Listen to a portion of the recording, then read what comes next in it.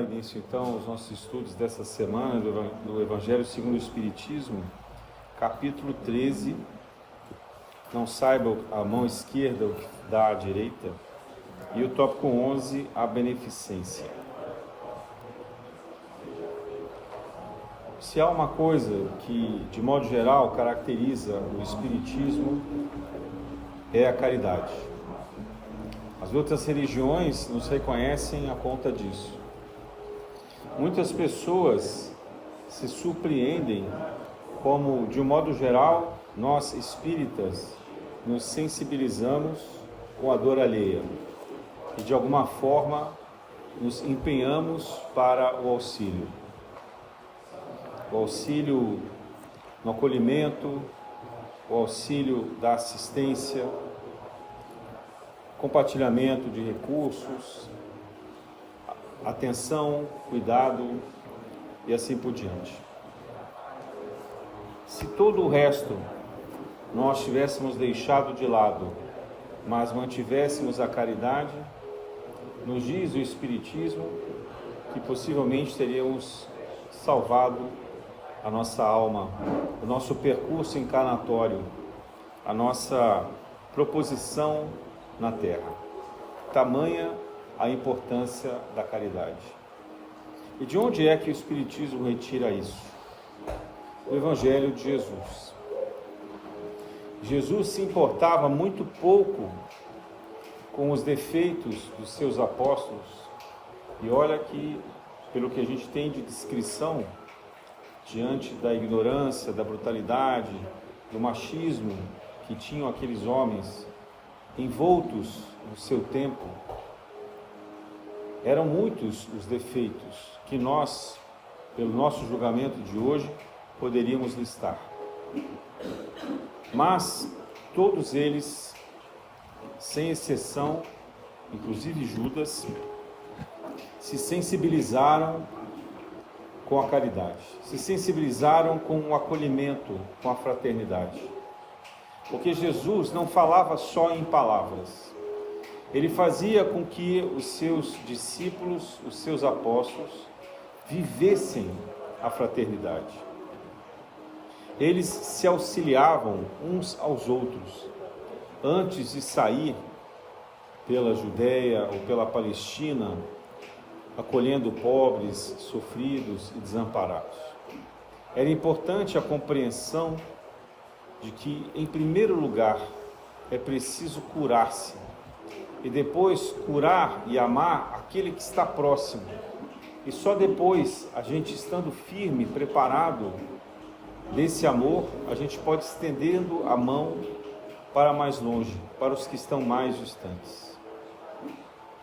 Com isso, o Evangelho nos diz que, se nós formos capazes, de fato, de compreender esse amor, seremos também capazes de amar toda a humanidade.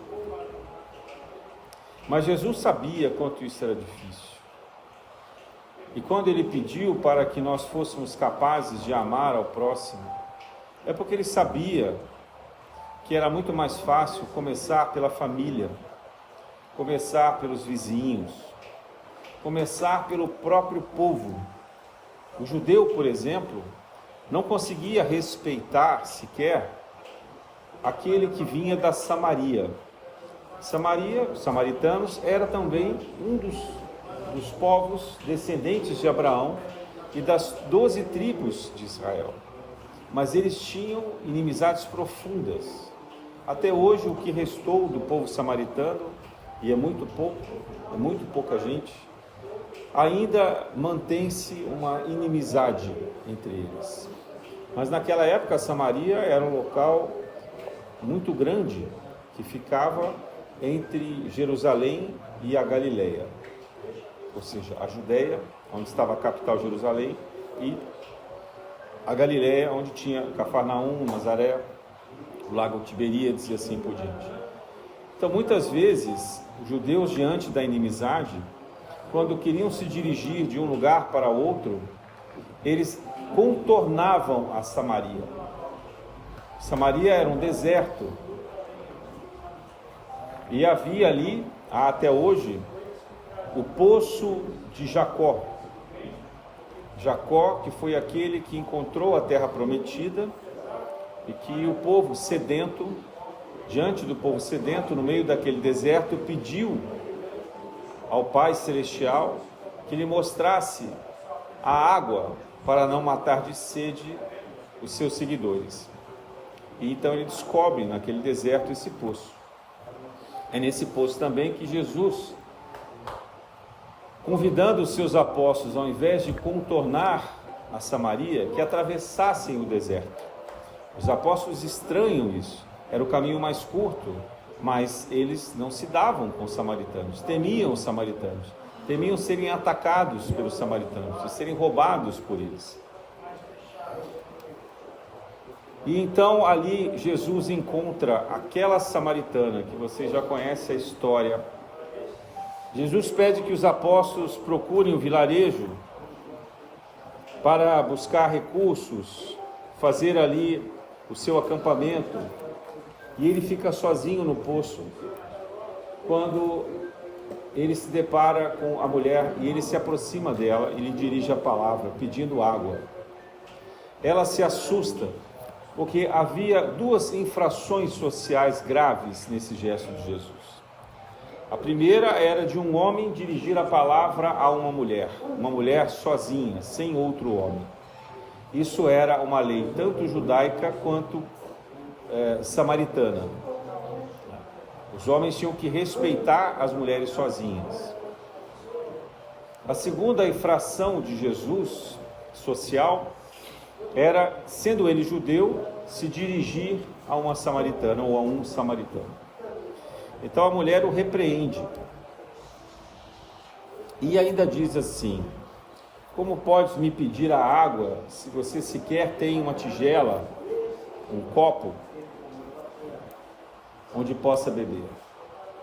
E Jesus se dirige a ela dizendo: mulher, se tu soubesses quem sou eu, serias tu a me pedir a água viva, aquela com a qual nunca mais teria sede.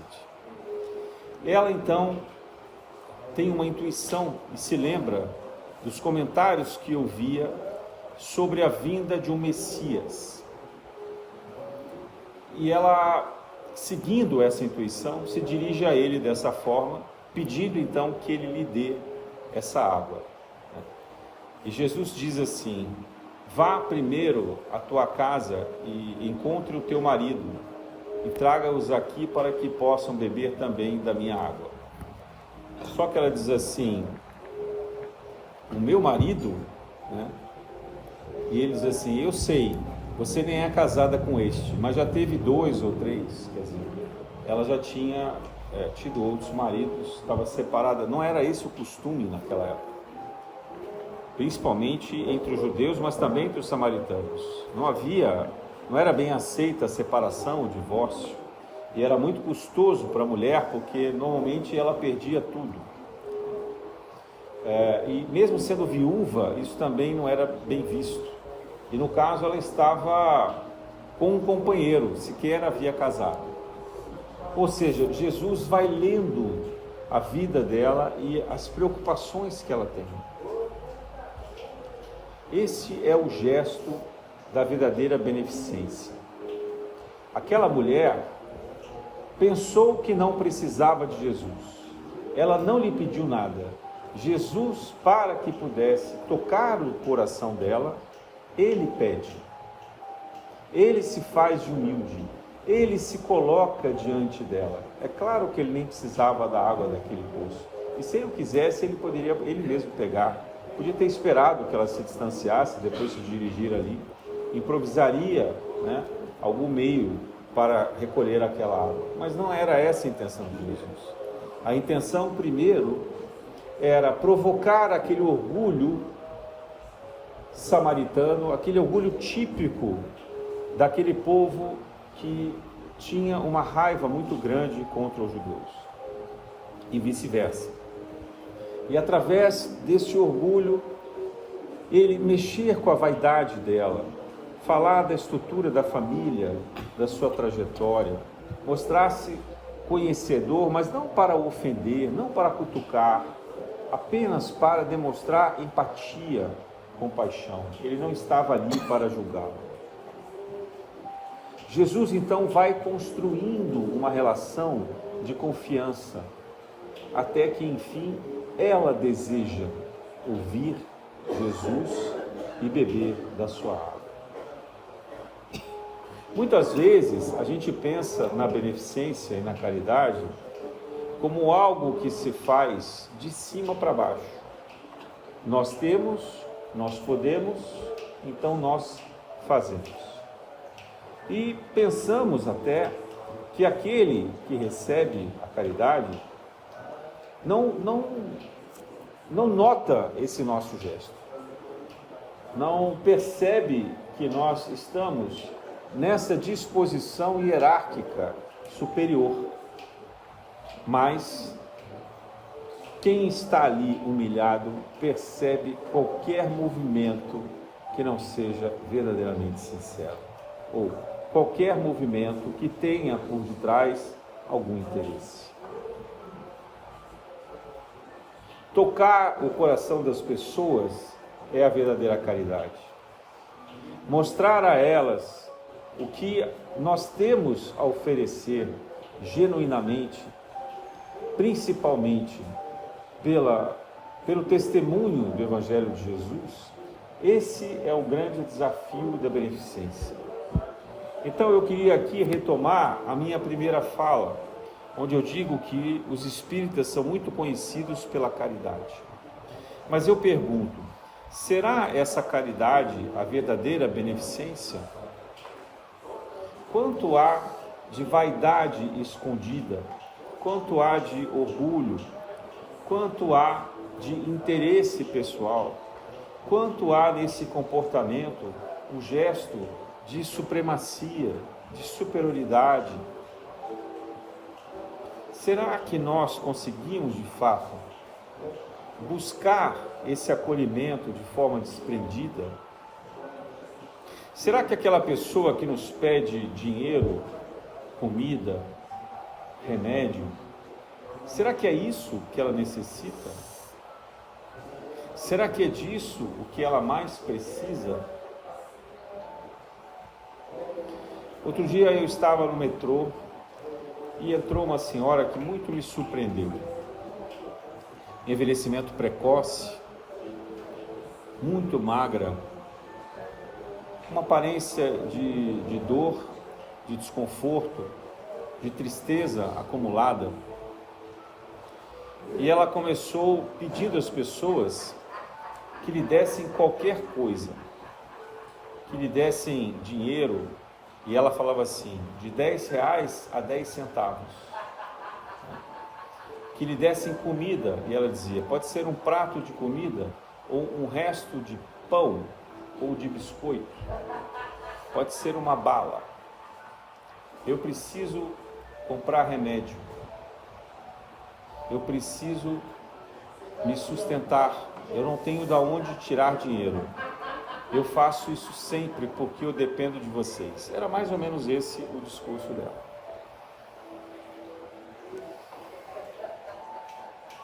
Eu raramente tenho dinheiro comigo. Hoje em dia eu acho que dificilmente alguém anda mais com dinheiro. Eu particularmente ando com o meu celular e cumpro ali as minhas despesas, pago as minhas contas, mas nesse caso a miséria dela era tão grande que nem isso dava para fazer. Mas comecei a fazer uma prece e tentando naquela confusão penetrar um pouco no pensamento e na dor dessa mulher, porque eu não me senti capaz de ajudá-la.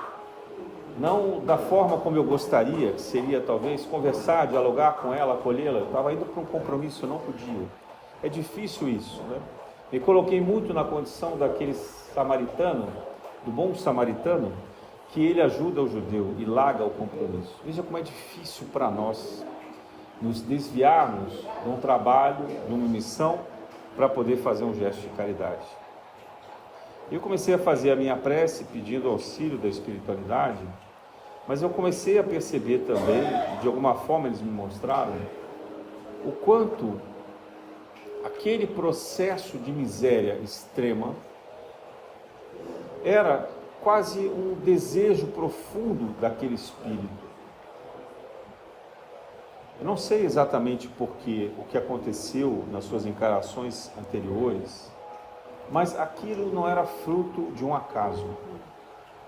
Era fruto de uma própria punição. E eu fiquei pedindo e orando se seria possível que os espíritos benfazejos pudessem ajudá-la nesse esclarecimento, que pudessem tocar o seu coração. E eu comecei a perceber que o recurso material naquele momento era de fato o que ela menos precisava. Não que ela não precisasse, como todos nós precisamos, né? E ela talvez mais ainda. Mas me tocou muito a dor dela se humilhar tão profundamente, dela quase rastejar, pedindo migalhas e se contentando com essas migalhas. E eu me lembrei de alguns escritos, de alguns livros da literatura espírita que narram espíritos de nobreza, né, que encarnaram e falharam nos seus papéis e que depois imploraram para vir miseráveis nas ruas de Paris. Isso poderia ser aqui no Rio de Janeiro. Ivone do Amaral Pereira descreve essa condição no Rio de Janeiro. Aliás, muitos dos moradores de rua que se encontram ali na Praça Paris, na Glória, são espíritos que reencarnaram da nobreza ou como senhores escravos das encarnações anteriores do Brasil imperial, ou talvez até do Brasil colonial. Também, muitas vezes, por um gesto voluntário, não involuntário. A miséria involuntária é muito rara, porque a espiritualidade sabe a dificuldade que é passar tamanho sacrifício. Então, normalmente, quando a espiritualidade se depara com um espírito muito revoltado, muitas vezes é melhor que ele retorne em uma casa equilibrada dentro do possível, com algum recurso. Às vezes até uma casa onde haja bastante riqueza, para que ele possa estudar, para que ele possa encontrar um caminho de trabalho, de esclarecimento, de instrução. As leis divinas são de acolhimento, de amor, de abundância, ao contrário do que muitos de nós acreditam. As leis divinas não são de punição. Então, quando a gente encontra pessoas nessa condição extrema da miséria, na grande maioria das vezes é uma prova voluntária. Para ser involuntário, teria que ser um espírito com algum grau de deficiência, e mesmo assim também pode ser voluntário. Mas há raridades, né, de espíritos que passam por extrema pobreza. A gente vê em Memórias de um Suicídio, de um suicida, por exemplo, né? Quando há a narrativa de um desses espíritos precipitadamente impede para reencarnar.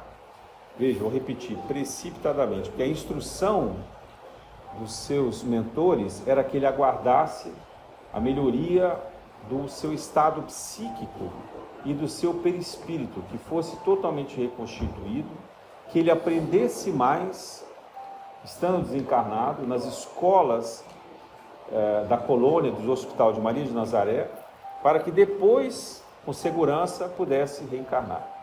Mas ele, precipitadamente, ansioso, desesperado, reencarna justamente com aquela que contribuiu para o seu suicídio, vindo na condição de filho desta. Fruto de um estupro, das condições mais miseráveis. Mas vejam, até nesse caso é uma prova voluntária, não involuntária. Então, o ser humano é muito complexo. É difícil a gente saber, investigar, compreender o que causa o sofrimento. E se é uma prova voluntária, quem pode retirar esse espírito desta prova?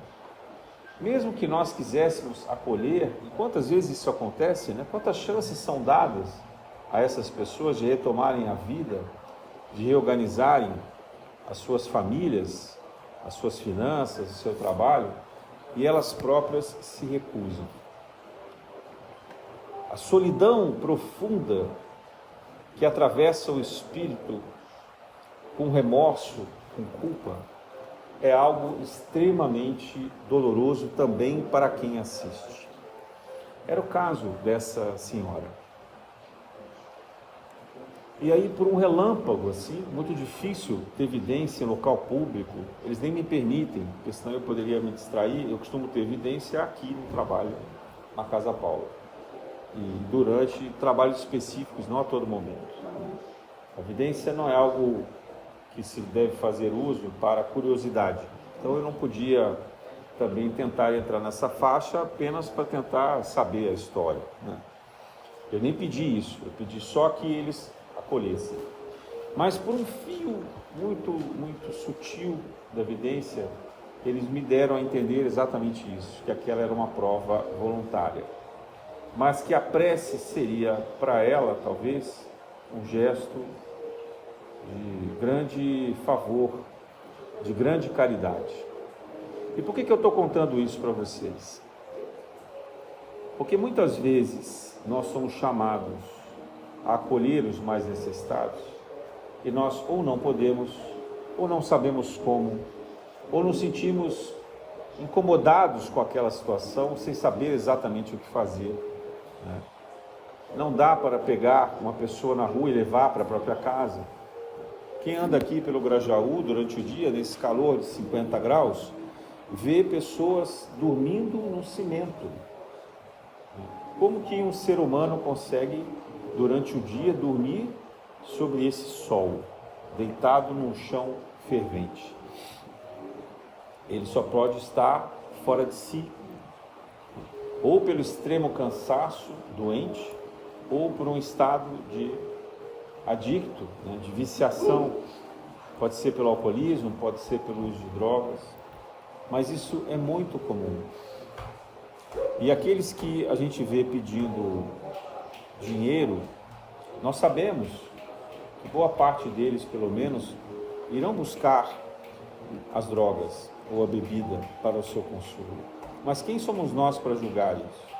Então, diante dessas situações, que nós possamos verdadeiramente fazer a prece, que nós possamos imaginar um manto de luz cobrindo essa pessoa, e que nós possamos pedir aos espíritos benfazejos que cuidam das ruas, que cuidam dessas pessoas desamparadas, desesperadas, que consigam esse auxílio. E dentro do possível, nós devemos tentar trabalhar na sociedade para que haja meios de acolhimento dessas pessoas, que elas não sejam excluídas, que haja mais movimentos sociais de distribuição de alimentos, de auxílio, de acompanhamento, que haja mais trabalho de assistência social, que haja mais trabalho dos médicos de família do município e do estado, que haja de fato um movimento organizado, porque essa é a terra regenerada. E que essas pessoas aceitem principalmente esse auxílio, que elas não se revoltem, que elas se deixem tocar no seu coração. Porque é muito triste quando a gente vê que a pessoa sempre retorna a esse estado. Quem acompanha trabalhos sociais sabe que a grande maioria dos que buscam aquele local de atendimento são as mesmas pessoas. Pelo menos 60%, 70%, às vezes 80% dos assistidos são os mesmos. É muito bom quando a gente consegue, de alguma forma, fazer com que eles saiam da rua. Mas há também uma estatística que aponta que as pessoas que começam, que vão para a rua e ficam ali por mais de 3 semanas, terminam por se acostumar àquela vida, terminam por se entregar àquela condição. E quanto mais passa o tempo, mais difícil é sair. Então, nós podemos fazer por elas, acima de qualquer outra coisa, é a caridade da oração. Se tiver à disposição, a caridade da conversa, da atenção, do aconselhamento, do exemplo. É difícil para alguém que está na sarjeta acreditar que quem está em cima compreende. Por isso nós não podemos ficar em cima, não podemos ficar acima deles. O desespero psíquico é tão grande, a tormenta que mantém eles ali é tão intensa, que no menor gesto de superioridade eles vão se fechar.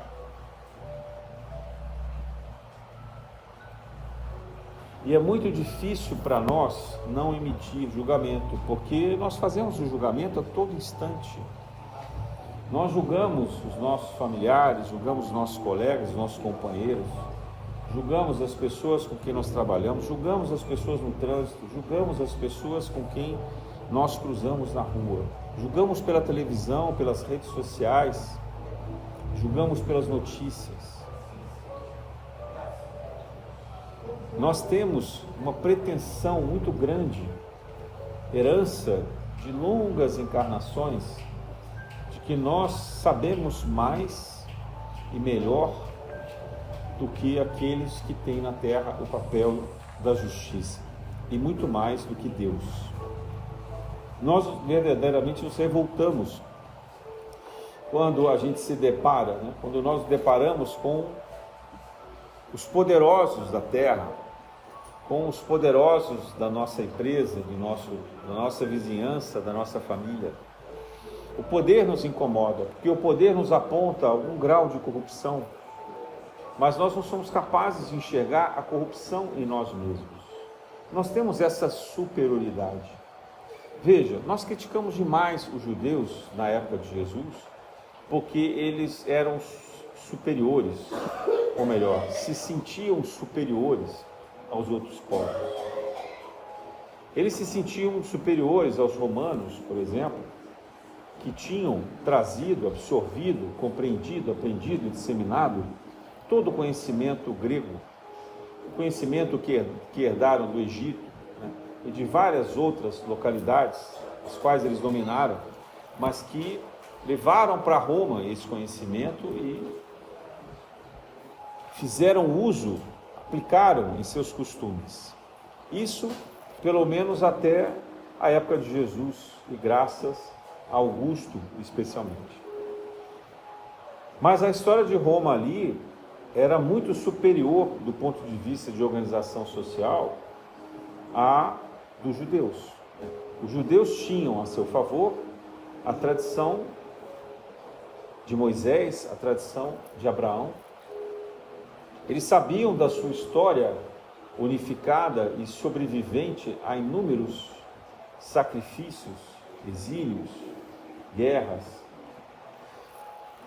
Mas, ao mesmo tempo, será que isso tudo não deveria ter criado neles alguma resiliência de serenidade, alguma confiança nesse Deus que iria salvá-los por meio da compreensão do maior mandamento de todos, que era o amor? Então, como a gente sabe que eles não alcançaram esse patamar, a gente julga os judeus como um povo extremamente intransigente, orgulhoso e até certo ponto perverso, tanto contra Jesus, contra os vizinhos, que eles chamavam de gentios, e contra eles mesmos. porque havia naquela época muitas castas diferentes de judeus, castas que não se misturavam. A gente, quando ouve falar em castas, a gente se lembra dos indianos, mas os judeus também tinham castas, os judeus também não se misturavam. Os judeus tinham as famílias tradicionais com as quais eles tinham que casar. Jesus, sabendo desse preconceito, cuidou para que houvesse para ele uma linhagem que não fosse contestada, que não pudesse ser contestada, demonstrando que ele tinha direito a ser sacerdote, se ele quisesse. Tanto que o primo dele, aliás, o tio dele, Zacarias, pai de João Batista, era sacerdote. José também era de uma linhagem de Davi, e de uma linhagem que lhe permitia, se ele quisesse, ser sacerdote. Maria também era descendente de Davi. Jesus cuida disso para que pudesse ser agradado esse orgulho, não que Jesus precisasse disso. Jesus não fez uso dessa descendência. Ele apenas tentou vivenciar os costumes e ainda assim não conseguiu convencer facilmente os judeus. Mas será que nós somos tão diferentes assim daqueles judeus? Será que nós também não criamos os nossos relacionamentos de certa forma por meio de castas? As pessoas que nós procuramos ou que nos procuram não são aquelas que culturalmente são semelhantes a nós? Até pela cor de pele, até pela formação escolar, até pelo bairro de onde vem ou da cidade.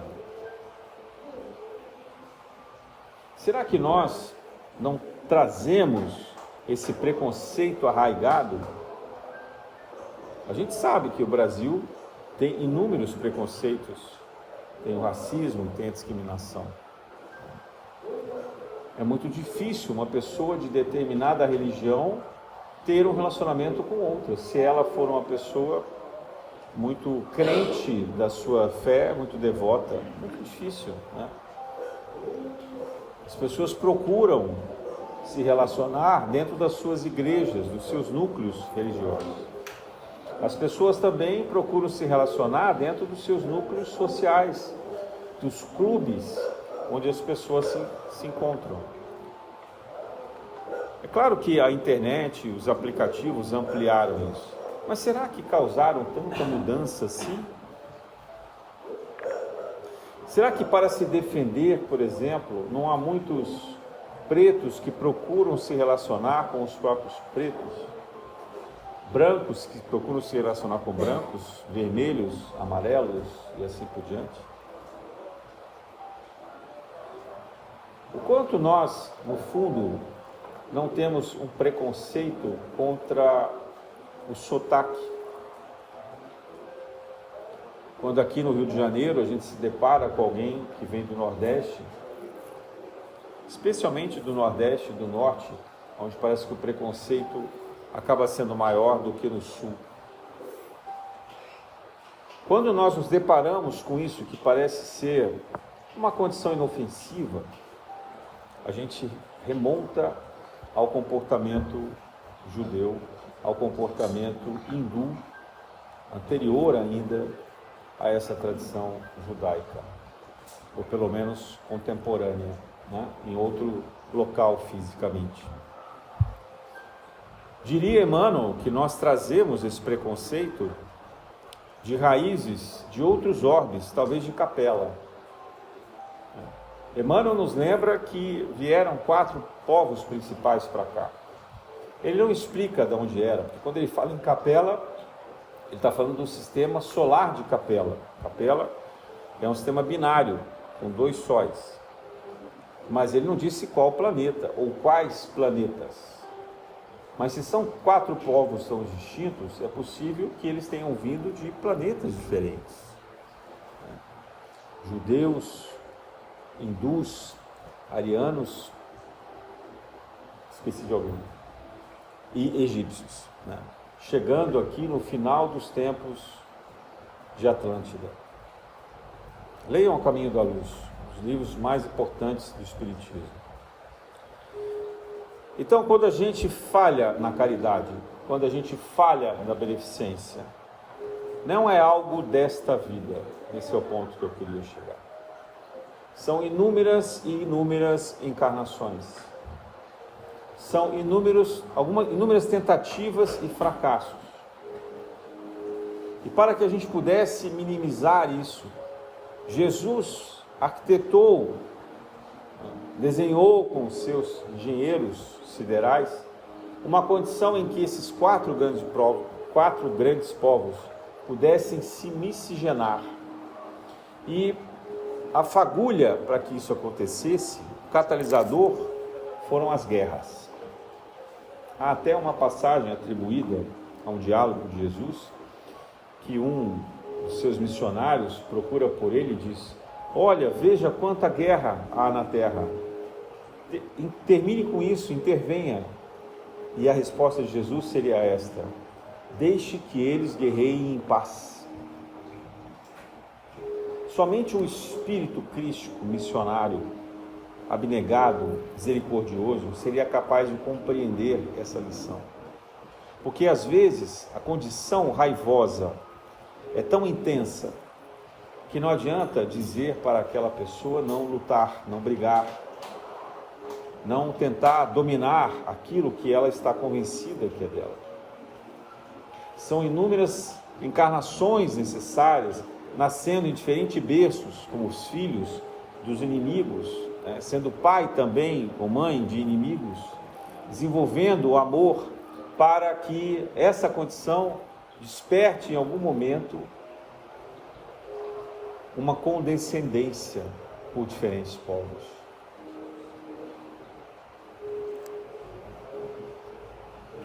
Nós assistimos, nesse momento, algumas guerras muito cruéis.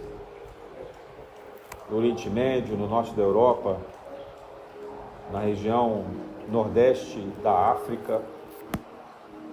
Quem garante que aqueles que lutam entre si não são parentes de outras encarnações? Não têm ligações afetivas profundas? Já imaginaram, no desencarne, eles se depararem que mataram os próprios filhos, os próprios pais, as esposas, os maridos, que eles tanto amavam em outras encarnações? A reencarnação, ela acaba levando a isso pela lei de causa e efeito. Não como um castigo, mas uma pedagogia profunda. Mas a partir do momento que nós, que aqui estamos, não somos mais espíritos guerreiros, belicosos, não que a gente não pudesse ser se a gente tivesse nascido em uma dessas nações, mas algo nos manteve afastado de lá até agora. E nós optamos por ter uma vivência mais pacífica, mais tolerante. O Brasil é tido como um país tolerante com os estrangeiros, acolhedor, embora haja muito racismo, muito preconceito, muita discriminação escondida aqui no Brasil. Às vezes nem tão escondida assim, infelizmente. Mas a nós, principalmente nós espíritas ou espiritualistas, cabe a pergunta: quando praticamos a beneficência, esses defeitos do preconceito, do racismo, da vaidade, que nos coloca numa posição de superioridade, por acaso não aparece nesse gesto? Será que não é isso que ao final nos conduz? Como é difícil ficar calado, né? Que a mão direita não saiba o que dá à esquerda. Como é difícil não dizer a ninguém o quanto a gente é caridoso. Como é difícil a gente não divulgar, não publicar que a gente frequenta um grupo de comunidade para caridade, que a gente é voluntário desse ou daquele lugar, ou que a gente deu isso ou aquilo. Aqui na Casa Paula, a gente faz um exercício espontâneo de não lidar com o dinheiro. Então, quando a gente precisa de alguma coisa, e eu vou dizer, não que a gente precisasse exatamente, mas que é parte do costume, e os espíritos trabalham com essa vibração, como as rosas, né, ou as flores. Então a gente pede para aqueles que se sentirem à vontade e puderem, que comprem diretamente na floricultura, né, e tragam para cá, porque afinal de contas, todo mundo que vem aqui gosta de levar uma flor para casa. Poucos se dão conta de que alguém teve que pagar por essa flor que se leva, né? Mas eu admiro aqueles que conseguem fazer isso na obscuridade, iluminados, sem que a grande maioria, pelo menos, das pessoas não saibam, porque não divulgam isso. Um gesto simples, simbólico, importante, de contribuir com um presente para aqueles que nos visitam, para aqueles que recebem o passe. Há várias outras coisas aqui invisíveis que acontecem que vocês não veem, né? Desde os lápis que estão na mesa, os papeizinhos, a limpeza da casa e assim por diante. A caridade verdadeira é aquela que alcança a escuridão. Essa é a frase. Por quê? Porque a gente tem que entrar na escuridão para fazer a caridade. Porque nós temos que ser luz. Nós temos que ser invisíveis. Tanto quanto aqueles que recebem a caridade e o auxílio são invisíveis para a sociedade. Eu sei que muitos necessitados pedem ostensivamente, imploram, às vezes até mentem, simulam a necessidade deles para sobreviver.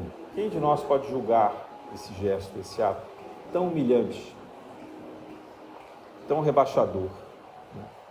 Muitas reportagens já foram feitas de crianças que são emprestadas, alugadas, abusadas, para que possam pedir dinheiro.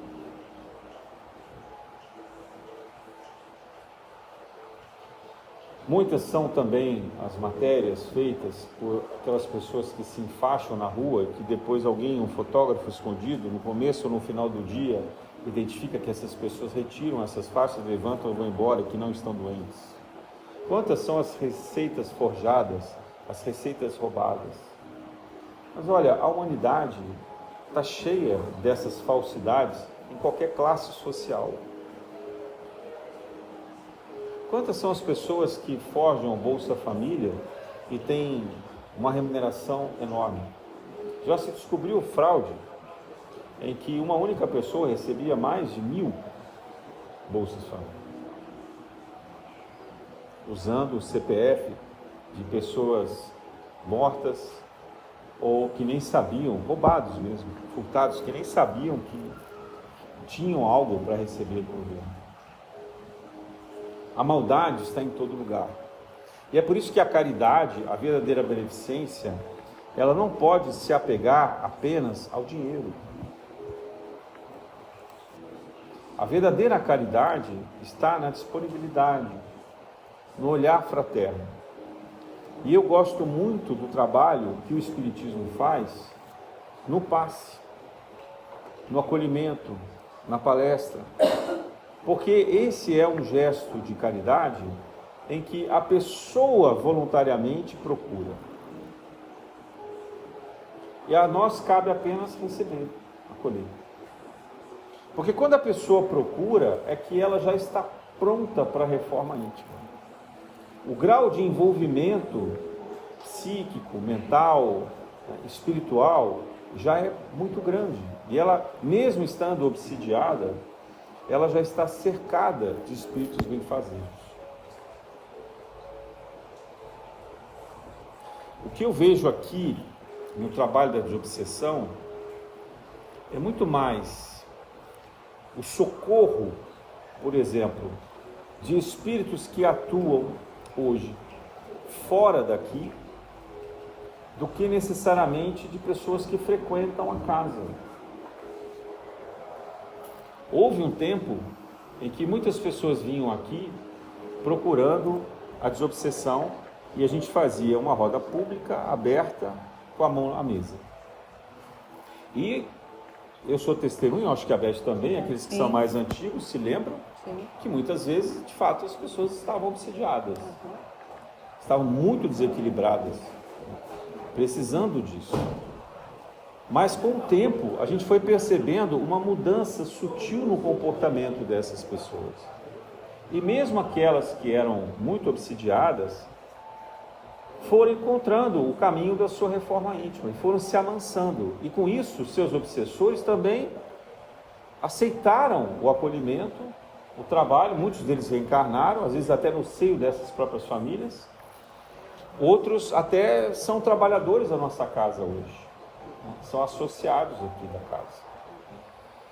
Então, e aqueles que não quiseram mesmo, eles se revoltaram, foram embora. Então eu percebo que o nosso trabalho, por exemplo, da caridade na desobsessão, é muito mais da gente servir de veículo para aqueles irmãozinhos que são trazidos e acolhidos pela própria espiritualidade.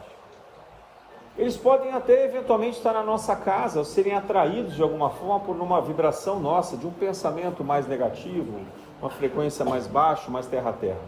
Mas é diferente de um processo de obsessão complexa. E quando há algo muito complicado, muito difícil de obsessão, né, muito complexo, então aí um arranjo geral, vamos dizer assim, de ataque à mediunidade. Não é necessariamente o paradeiro individual, mas é um paradeiro coletivo, né? Então, se você tem um trabalho na rua de acolhimento de pessoas necessitadas, você pode ter um ataque nesse seu trabalho. Se você tem uma casa religiosa, espiritual, que faz um acolhimento fraterno, você pode ser atacado na casa. E às vezes os médiuns são atacados coletivamente.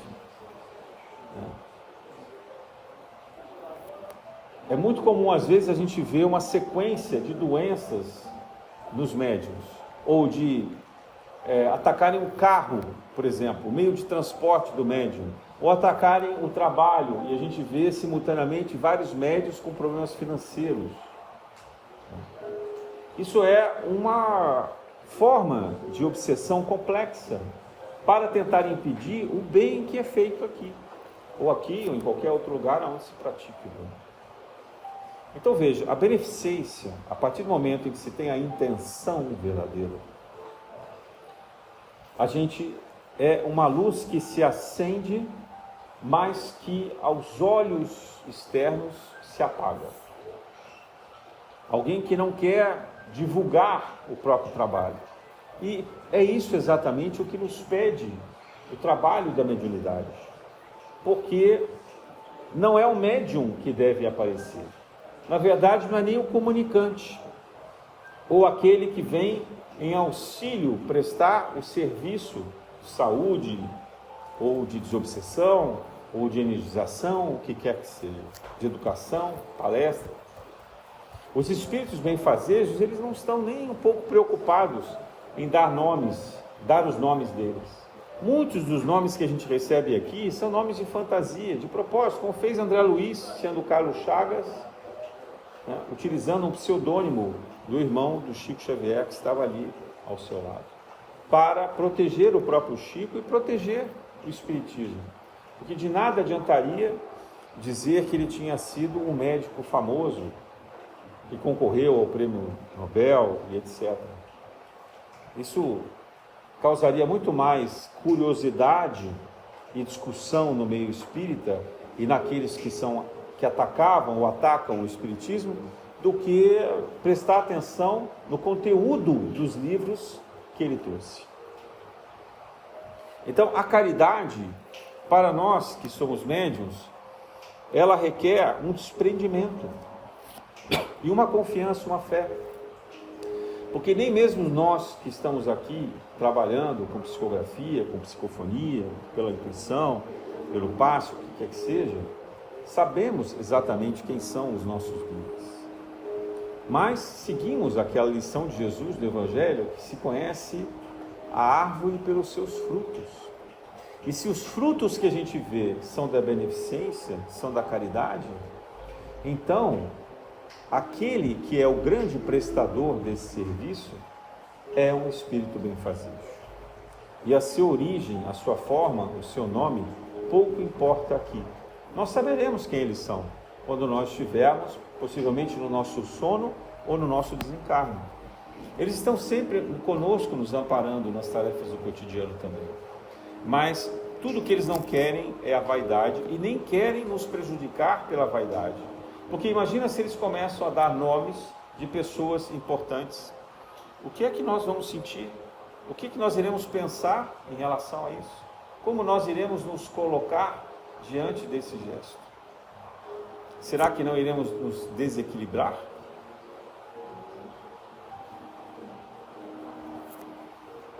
Cabe a nós investigar. Cabe a nós tentar compreender se faz sentido aquela revelação que chega. E se até por detrás do pseudônimo, se há também um outro sentido espiritual utilizado ali. Mas não faz sentido algum aguçar e alimentar a curiosidade. Então, quando a gente pensa em beneficência, a palavra que mais nos prepara para isso é a humildade. É ser humilde, é estar ao alcance dessas pessoas e não invadir o espaço delas, não forçar nada, deixar que elas se aproximem, que elas venham buscar, que elas percebam que ali há uma seriedade, que há uma verdade por trás do trabalho feito e que, portanto, elas podem contar com isso. E enquanto elas precisarem ou acharem que precisam, elas encontrarão ali esse lugar. Quantas são as pessoas que vêm a essa casa, participam durante um tempo e depois vão embora? Ou porque foram frequentar outras casas, ou porque a vida as tomou de compromissos, de outras questões, e se afastam. Mas o que a gente sempre vê é que quando essas pessoas precisam, elas retornam. E elas são sempre bem acolhidas. Porque não cabe a nós julgar ninguém. O nosso exemplo é daquele do filho pródigo, o pai que recebe, e não o irmão que rejeita. O pai. Nós temos que ter o papel de acolhimento desse pai.